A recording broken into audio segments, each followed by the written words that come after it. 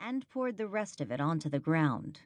Monica wondered if she ought to run back to the cottage to put on a fresh pot of coffee, but just then they heard sirens in the distance. Monica couldn't help but notice the look of panic that came over the face of one of the men. He had thick chestnut hair and hazel eyes and was very good-looking. He had caught Monica's eye almost immediately, although he was probably 10 years younger than her.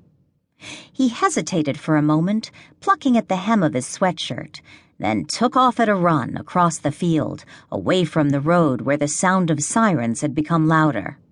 "Mauricio?" Jeff called after him. "Come back! Mauricio, what's wrong?" Mauricio continued running, and by the time the police cars came barreling down the dusty, rutted road, he was gone from view. Monica looked at Jeff, but he just shook his head. The patrol cars swerved to a halt and their doors flew open. Monica heard garbled voices overlaid with static blaring from the radios. 2 uniformed officers exited the vehicles and began walking toward the bog. One was young, with cropped blonde hair and a pair of dark wraparound sunglasses. The other was older, his white face shining with perspiration.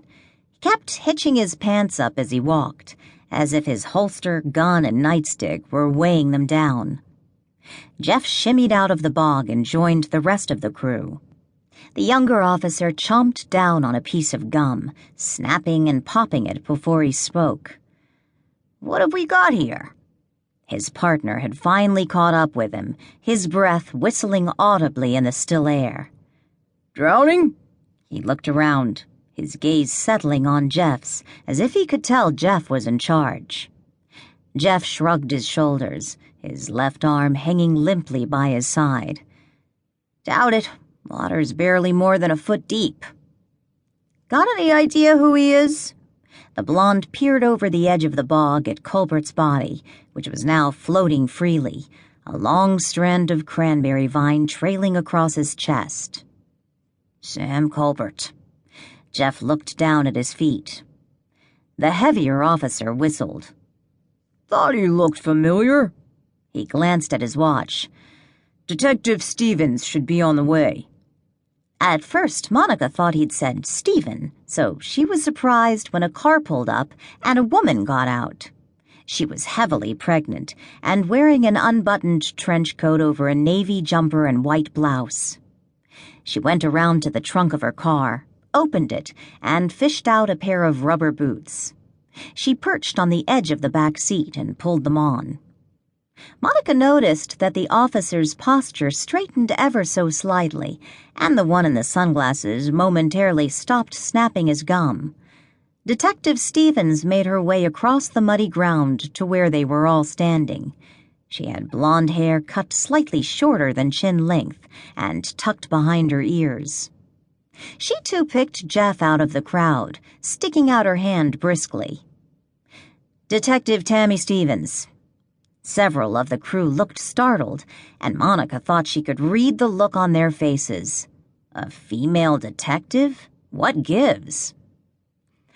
"The coroner will be along shortly. Meanwhile, I'd like to ask you some questions." Monica looked her over. They were around the same age. This must be a late-in-life pregnancy for Stevens. She was pretty, but her blue eyes, only lightly touched by wrinkles, were sharp. The men shuffled their feet and looked down at the ground. Monica pulled her hands up inside her sleeves. Shock was making her shiver. Stevens put a hand on Monica's arm. "You okay?" Monica nodded briskly and lifted her chin. She could handle this. She glanced at Jeff out of the corner of her eye. He looked worried, as was to be expected, but not particularly shaken. Stevens turned toward the officers. "Do we have an ID on the body?" She said the word body almost apologetically, glancing at Monica to see if she was okay. "Sam Culbert," the heavier officer hastened to say, like an eager student showing off in class. The blonde gave him a dirty look. "Sam Culbert, huh?" Stevens edged closer to the bog and peered over the edge, both hands on her back. Any idea? To keep listening to this audiobook, I've left you a link in the description so you can do it, at no cost thanks to Audible's 30-day free trial.